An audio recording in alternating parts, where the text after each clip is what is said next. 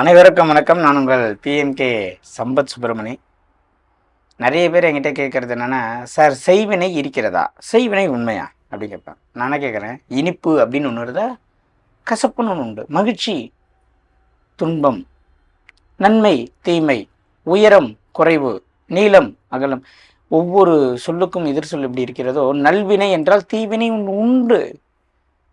சுந்தரர், திருநாவுக்கரசர், மாணிக்கவாசகர், இப்படி ஞான சம்பந்தர், இவர்கள் எல்லாம் எவ்வளோ விஷயத்தை சொல்லியிருக்காங்க. என்ன சொல்லியிருக்காங்க? தீவினை நாடாமல் இருக்க இறைவனுக்கு இந்த பதிகத்தை பாடு, வினை தீரும், வினை தீரும். வினைனா என்ன? நீ செய்த வினை, நீ செய்த செயல்தான் வினை. நாம் செய்கின்ற ஒரு செயலும் தான் வினையாக நம் திரும்பி வருகிறது. ஆனால் நான் சொல்வது அது அல்ல, செய்வினை, பிறரால் செய்யப்படுகின்ற செய்வினை. உண்மையா? 100% உண்மை. ஏன் நான் உண்மைன்னு சொல்றேன் தெரியுமா? ஏன்னா இதை பத்தி பாம்பன் சுவாமி சொல்லியிருக்கிறார். ஏன்னா பாம்பன் சுவாமிக்கே செய்வினை செய்யப்பட்டதாக வரலாறு உண்டு. நான் உனக்கு எதுவும் செய்யலை, நீ என்ன டிஸ்டர்ப் பண்ணுறேன்னு கேட்டாராம். அதை செஞ்சவங்களே போய் தாக்கிடுச்சுன்னு சொல்கிறாங்க. இல்லை, செய்வினை இருக்கிறதா அப்படின்னா, செய்வினை என்பது ஒன்று உண்டு, பாதிக்கப்பட்டவங்களுக்கு தெரியும். அதனால் பல பேர் குடும்பங்கள் சிதைந்து போனதெல்லாம் உண்டு, உண்மை. ஆனால் நான் என்ன சொல்வேன், பரிகாரம் என்பது கிடையாது. இந்த மாதிரி செய்வினால் பாதிக்கப்பட்டவங்கள் மீண்டு வருவதற்கு எதனா வழி இருக்கா அப்படின்னு கேட்டிங்கன்னா, போய் பல லட்சம் கொடுத்து யாகம் பண்ணி, இதெல்லாம் நிறைய ஃபேக் இருக்குங்க, நிறைய ஃபேக் இருக்கு. நான் நிறைய சுற்றி இருக்கேன், நிறைய அலைஞ்சிருக்கேன். நான் என்னுடைய ஒரே நோக்கம், என்னுடைய படிப்பு, என்னுடைய தொழில் வேறு இருந்தாலும் ஏன்னா எந்த இடத்துல இருக்குன்னா, நான் கடந்து வந்த பாதையில் நான் கற்றுக்கொண்ட அனுபவங்கள், உண்மையான வழிகாட்டிகள் யாரும் நான் தேடி போன இடத்துல இல்லை. நான் மக்களுக்கு ஒரு உண்மையான வழிகாட்டியாக இருக்கணும்னு நினச்சி தான் இந்த ஃபீல்டை நான் சூஸ் பண்ணி இப்போ வாழ்ந்துட்டுருக்கேன். அதனால் இந்த செய்வினை பிரச்சனை உங்கள் வீட்டில் இருக்குது, அதை காட்டி கொடுக்கணும், அது நெகட்டிவிட்டி இருக்குது, வீட்டுக்குள்ளே போனாலே பிரச்சனை, இந்த சண்டை வருது, ஒரு ஏதோ டிஸ்டர்ப் ஆகிறீங்கன்னு வச்சுக்கிங்களேன். பெரிய லெவல்லலாம் நீங்கள் போய் தயவு செய்து செலவு பண்ணாதீங்க, வேஸ்ட்டுங்க, பணம் வேஸ்ட்டு. ஆனால் முக்கியமான விஷயம் சொல்கிறேன், இந்த குதிரை லாடம் இருக்குல்ல, இந்த குதிரை லாடம், இதை பற்றி நான் எதுவுமே சொல்ல மாட்டேன்.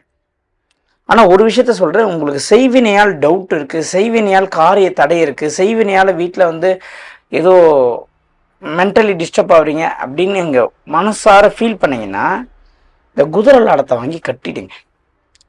கட்டிய பிறகு யாரெல்லாம் குதிரை லாடத்தை வாங்கி கட்டுறீங்களோ, உங்களுக்கு நிச்சயமாக கனவுகள் வரும். இந்த சொப்பனத்திலே குதிரை மேல் செல்வது போல், மயில் ஆடுவது போல், பாம்பு கடிப்பது போல், ஆலயத்தில் தேவாரம் பாடுவது போல் சில கனவுகள் வரும். அதை வந்த பிறகு அதை குறிப்பாக நோட் பண்ணி வச்சுக்கோங்க. வைத்து கொண்டு அந்த கனவு எந்த கனவாக வந்ததோ அந்த ஆலயம் செல்லக்கூடிய சூழ்நிலை தானாக அமையும். அங்கே சென்று வரக்கூடிய காலகட்டத்தில் உங்களுக்கு மாபெரும் மாற்றங்கள். அவ்வளோதாங்க, சிம்பிள்.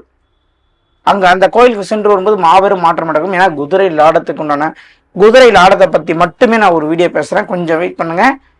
நான் திடீர்னு கீழே பார்க்கும் பொழுது இந்த குதிரை லாடம் இருந்தது, அதுவும் ரொம்ப கம்மியாக இருக்குது. குதிரை லாடத்தை வாங்கிக்க தயவு செய்து மக்கள்கிட்ட இன்னொரு ஹம்பிள் ரிக்வெஸ்ட் ஒன்று வச்சுக்கிறேன். எப்பொழுதுமே இது கலியுகம், ஃபேக்கான பீப்புள்ஸ், ஃபேக்கான விஷயங்கள் நிறைய இந்த உலகத்தில் இருக்குது, கலப்படம் நிறைய ஜாஸ்தி. அதனால் நிறைய பேர் நிறைய இடம் போய் ஏமாந்து நிறைய கால விரயம் பண விரயம் பண்ணுறீங்க. அதெல்லாம் வேண்டாம். பரிகாரம் என்பது ஒன்று இல்லை, வழிபாடு என்பது உண்டு, இறைவன் என்பது உண்டு, மோதிரம் என்பது ஒன்று இல்லை. கல் வச்ச மோதிரத்தை நம்பாதீங்க, எந்திரங்கள் சக்கரங்களை நம்பாதீங்க. ஆனால் இந்த மாதிரியான விஷயங்கள் நம் மூதாதையர்கள் நமக்கு சொல்லிவிட்டு போன ஒரு விஷயம். குதிரை லாடத்தில் உள்ள ரகசியத்தை கூடிய விரைவில் உங்களுக்கு ஒரு நேரலையிலோ இல்லை ஒரு தொகுப்பிலே பேசுகிறேன்.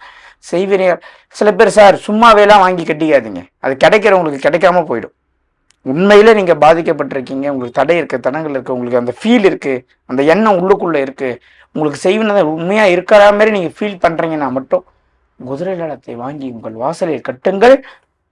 உங்களுக்கு கனவிலே ஒரு ஆலயம் செல்வது போல் கனவு தோன்றும்.